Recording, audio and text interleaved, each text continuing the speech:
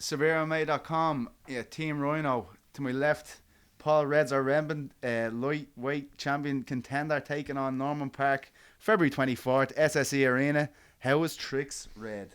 Good. Come here now. I saw the other morning, and you're only making lightweight this time. You had an egg, a couple of beans, and a bit of broccoli for your breakfast. That is the two eggs, green beans, and broccoli. That's what I always even sort of. Like, you swear you were struggling though. That's just like what I sort of eat just to get down the weight. I mean, it mightn't be like it mightn't taste like a pizza or anything, but yeah, you just do it, and that sort of gets the weight off, and you feel good doing it because it's good, clean food, and.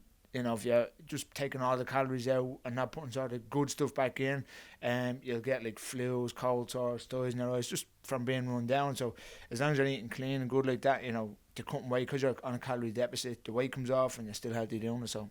Well, in fairness, you look leaner than I've seen you ever kind of in the lead up to a fight. We were talking even last time about before Stringer, you were physically in the best shape anyone had ever seen you in. Do you think that's come on again? Have you hit a new kind of plateau with that? Yeah, I just think I started my weight up about maybe 3 weeks before I usually do. So I usually sort of just tighten it up like that and go really small portions, maybe 3 weeks out, 4 weeks out. This time I've probably done it nearly the whole camp. Like I've just eased into it just because I know how sort of tough Norman is, and I don't want to be struggling that last couple of days or whatever just to get the weight off me or whatever. And I know how big the fight is and sort of the ramifications of if you lose anything like that. So I've taken it 100% serious, Mm. When you talk about like the consequences of a win or a loss here, really, I think Norman hit the nail on the head when he was the first interview I did with him about this. He was like, me and Paul are good enough to go to Bellator. He said that's a fact. We can feature into that lightweight division straight away. Do you feel like as well as for this belt, you could be potentially fighting for? Obviously, you were already on the last Bellator card and you had to pull out. Do you see it like that? Yeah, 100%. I think the two of us are good enough to be in Bellator. I need them. It's just one of those things. This is the organisation we're fighting for BAMMA. I'm fighting for their world title, so that's what it is now. But yeah, we'd slot right in there. And he's already trained with the champ, and we've been away training. He's been away training in the States, and we hold our own against any of the guys that you go away with, So I don't think we'd be out of place anywhere, When you think about this, like the thing at the press conference the other day, I have to bring it up. They were kind of trying, like they keep trying to kind of make some kind of angle with you and Norman. It doesn't seem to be the fight. The two best fighters in Ireland at lightweight doesn't seem to be enough. No. You shut down the North and South conversation straight away. Is it a bit annoying to see them kind of dragging that out? Just before the fight. It makes no odds to me because I don't buy into any of that bullshit. I just train every day. It's not like I wake up in the morning and say, oh Jesus, I'm this sort of religion or whatever. I don't do anything like this. I don't even give it a second thought on anything. So to bring it into MMA where it doesn't belong anyway, I think it's fucking ridiculous, So you shut that down fairly quickly when you're. I mean, it was some reporter from like some radio station up north, and he just says, fair enough, it wasn't his question. It was somebody had posted it in on a likely excuse. Yeah, but so I just said, like, he says, this thing about like North and South, and no, it was a bollocks. It's just two lads going in for a fight, and that's it. Like, I don't even see where that would slot into the fight. I don't. It's just. Is that annoying that there is this expectation of fighters that just like we see it in boxing now after the kind of McGregor thing in New York that everyone needs to be separated at these things? Like, do you think there is a pressure on fighters to do that kind of stuff? Like, do you find yourself as one of a rare breed that doesn't want to go for that angle every time? I had to be on the scales and I'm fucking beat up and from. The weight cut and dehydrate. I'm just like, nice to meet you. We'll fight tomorrow, and that's that, Yeah. I said it to you in a couple of interviews before. Me and Philip up here sort of shared a sauna, couldn't wait, having the crack. We actually had the crack in the sauna, and he made weight about 10 minutes before I did, and we were like, right, see you tomorrow. We went down, had a great scrap, and then we had a point after. Absolutely no, man. I'm still good friends with Peter now. Philip up here now. So. There's no malice in it. Somebody asked me that the other day, sort of. It was on that, like, why do you have to hate anybody to go in there? All right, so any of the guys boxing, they could fight the same guy a couple of times a year. Jiu-jitsu, you might have the same match with one of the guys in your division all the time. Same with taekwondo.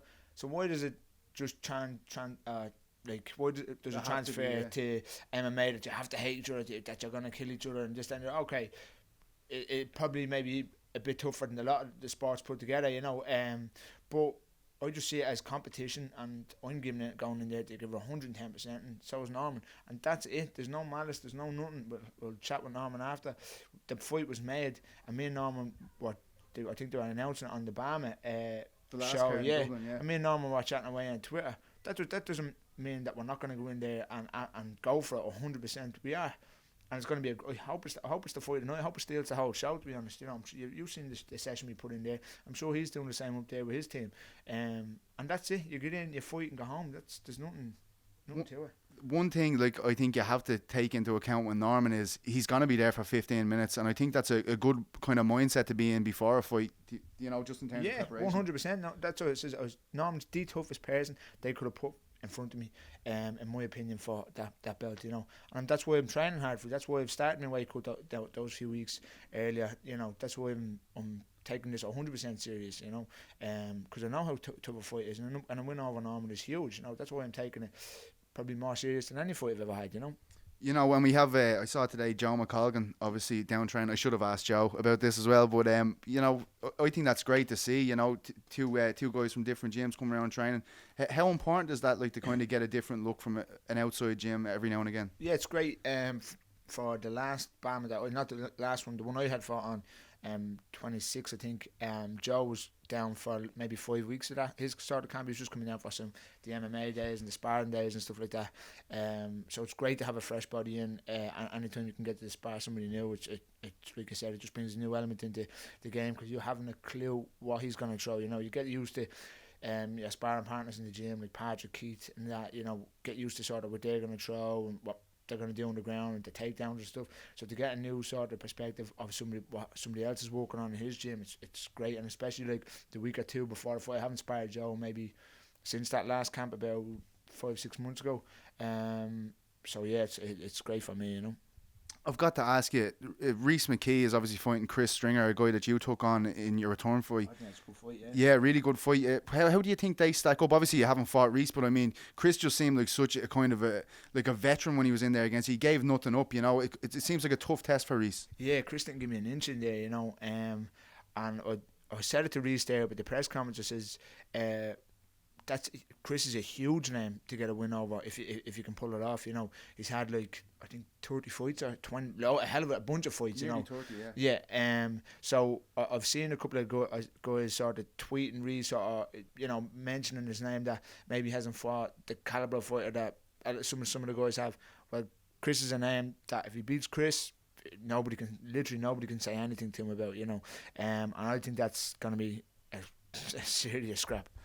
Do you expect Rhys McKee to kind of join this BAMMA lightweight championship conversation, like, you know, the world title that you'll contest for, if he gets this win over Chris? Yeah, I mean, he's good enough. You know, the only thing I'll say with that is I'd like to probably see him defend the belt a couple of times and then move on. Just sort of get the fights up there, you know, because guys can be in a rush sometimes too, can't they? No, he hit the nail on the head himself. I seen in an interview he did that somebody asked him about the calling for the UFC, and he said it himself. He says, look, if I got it, I would have taken it, but I'm actually glad it didn't, because it gives me a little bit of time to work up to that, you know, build my record, get the experience in, and then once the UFC does come, then he's going to be ready for it. And to me, that's sort of shown years sort of on him, you know what I mean? Yeah, very mature.